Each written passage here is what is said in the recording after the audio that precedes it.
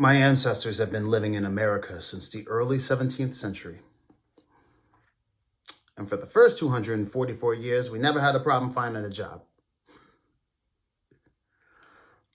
But since 1863, it's been hell. It's been hell because the ideas and attitudes that America had towards slaves had followed them out of slavery and had become entrenched in the nation's psyche.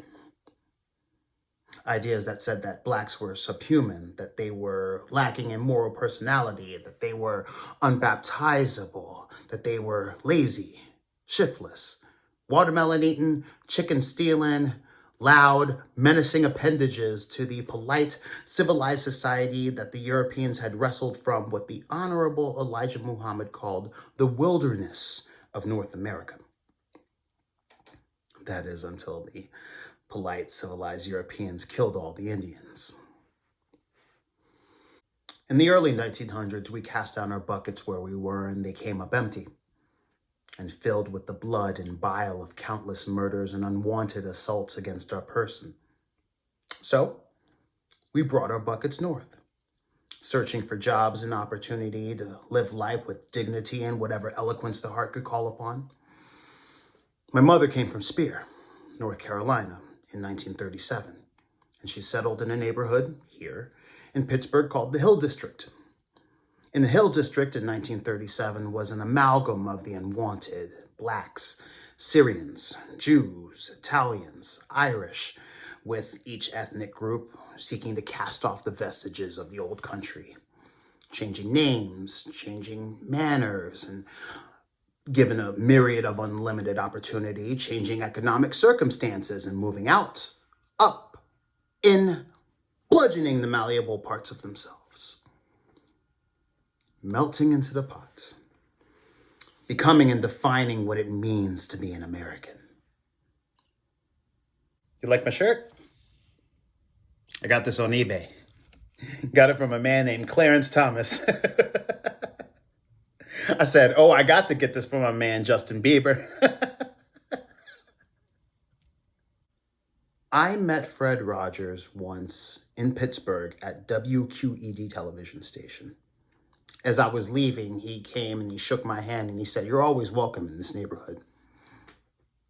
You see, Fred Rogers will never know what that meant to me, because they weren't saying that in 1957 when we moved into Hazelwood on Flowers Avenue, where they threw bricks through the window with a note tied around it that said, "Stay out, niggas." And they weren't saying that in 1955 when Monsignor Cornaire preached his now famous sermon informing the parishioners at the Catholic Church that they were now going to accept Negroes as parishioners, and those that didn't like it should leave the church. And that next Sunday, there were nobody in the church except them three little old ladies over there. You see, we all know them three little old ladies. They everywhere. And if the country was made up of them three little old ladies, we'd be all right.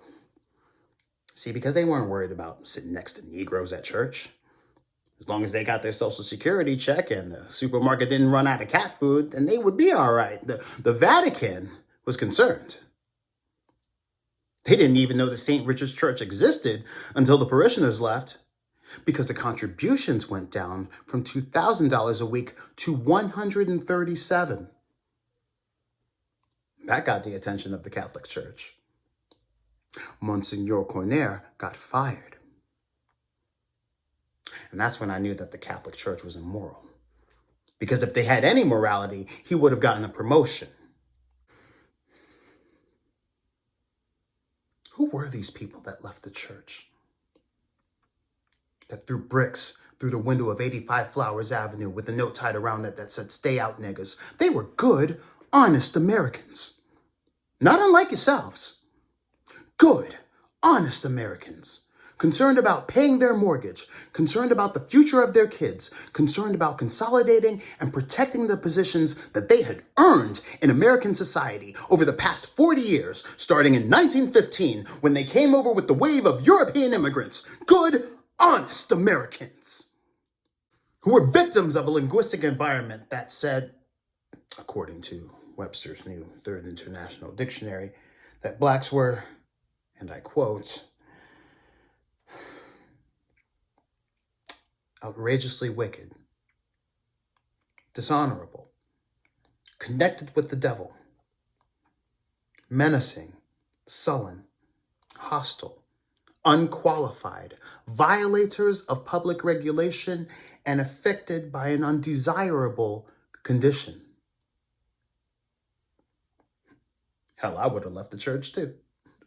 Who wants to go to church with some outrageously wicked people who are connected to the devil and who are sullen, hostile, menacing, and chicken thieves to boot? Especially if you were, according to Webster's Third New International Dictionary, and you were white, that you were, and I quote, outstandingly righteous, free from blemish, moral stain, or impurity, innocent, not marked by malignant influence, notably auspicious, fortunate, decent, sterling.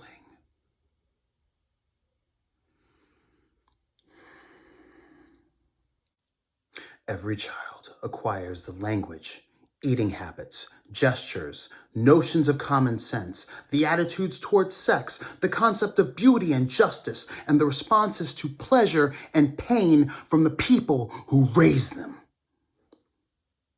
These ideas and attitudes are passed down from generation to generation, and we have inherited them. They are an inheritance unworthy of our grandchildren because it puts an encumbrance on their lives.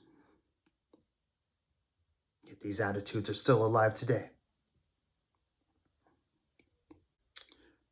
I was just at a fundraising event for the Huntington Theater when a man walked up to me and he shook my hand and he said, "Mr. Wilson, you know I don't see color."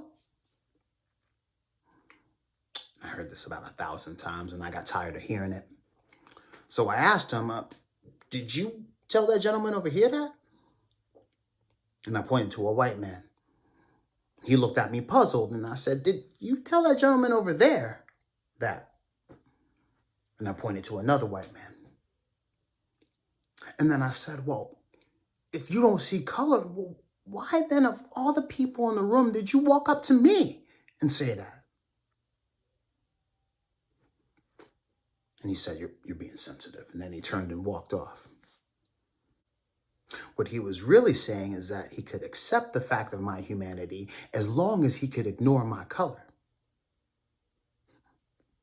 And he was willing to accept me as long as I was wearing this t-shirt that says I'm supposed to be white and that I am black by the accident of my birth. An accident is where something goes wrong.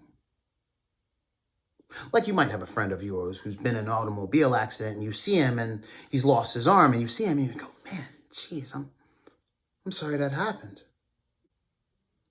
See, people will walk up to you and when you're black and look at you and say, "Man, you got fucked up. I'm sorry that happened because otherwise you a nice guy."